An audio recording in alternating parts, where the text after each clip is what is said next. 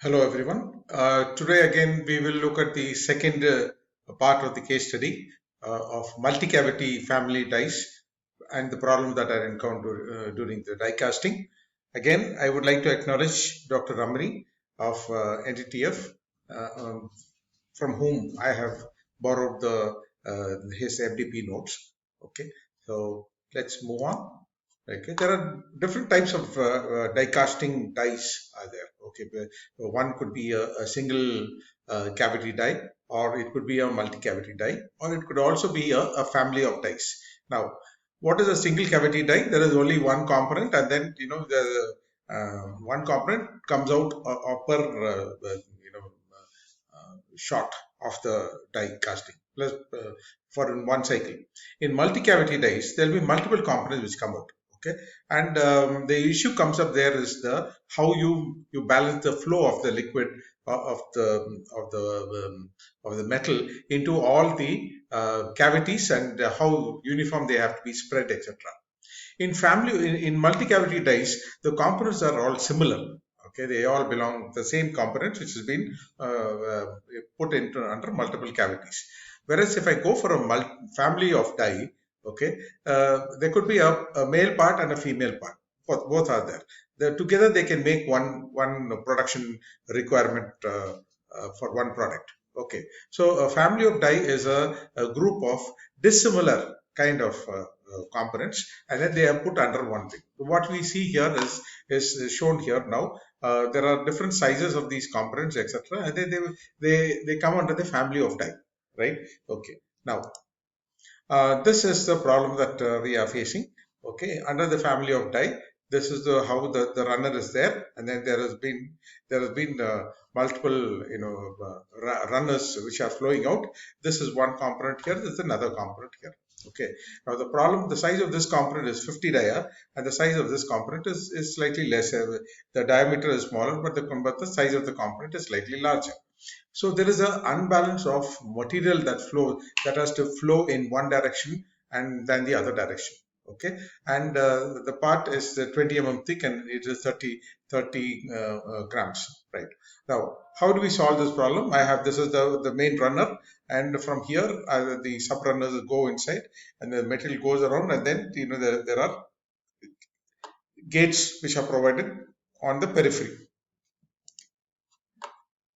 Now, again, the same thing. What has happened here? The problem is that only one set of good parts are coming out of in each shot. Okay, in one shot, is one good set. Actually, three are supposed to come, but then only one is coming.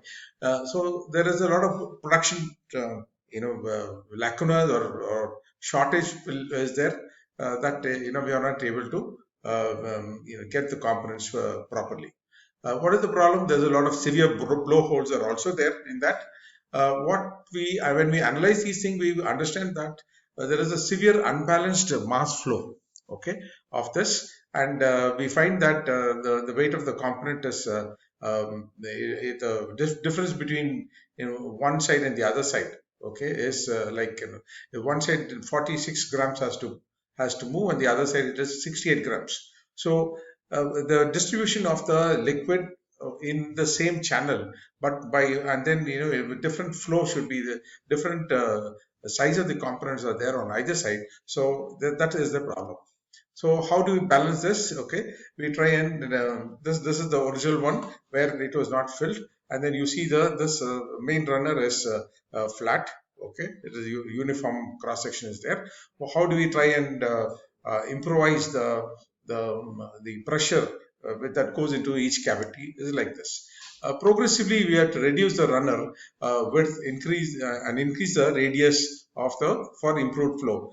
Probably give all good radius at all the entry points here, so that the liquid can easily grow. Then another one is that if you take a cross section here, it's more a larger cross section than here.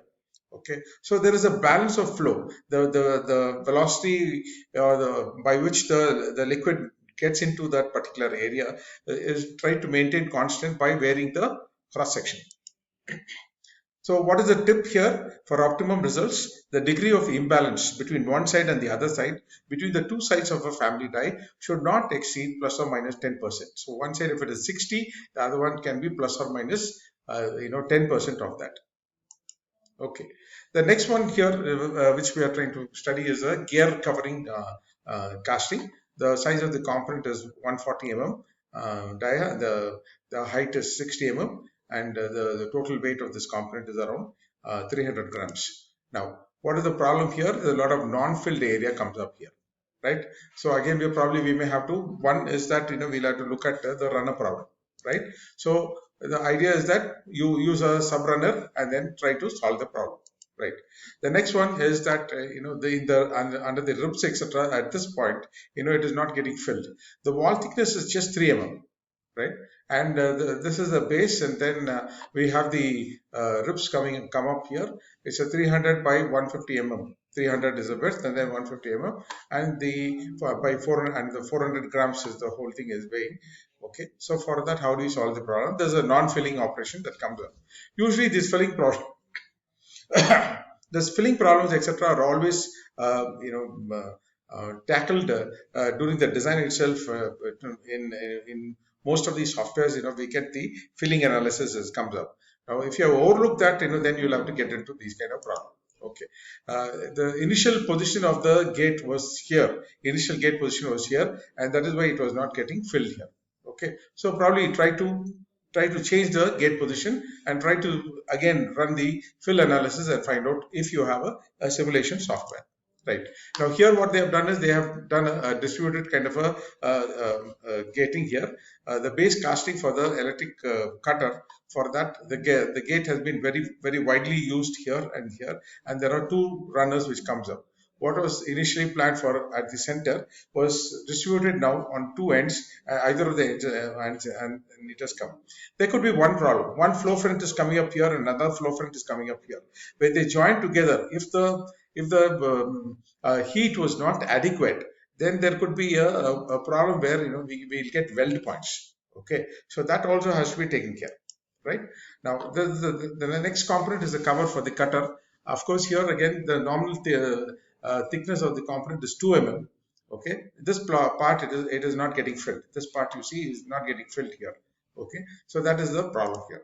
Now what we do is that the very wafer like thin wall is coming up here, shown, and that is also again is a problem, right? Okay, so how do you solve this? Is that a simple thing is that in your design itself you'll have to take care of the uniform wall thickness, and then ensure that the core and the cavity, this part, they all have uniform wall thickness right around the cavity part. You have the uniform wall thickness, right? So that is how we solve the problems in die casting.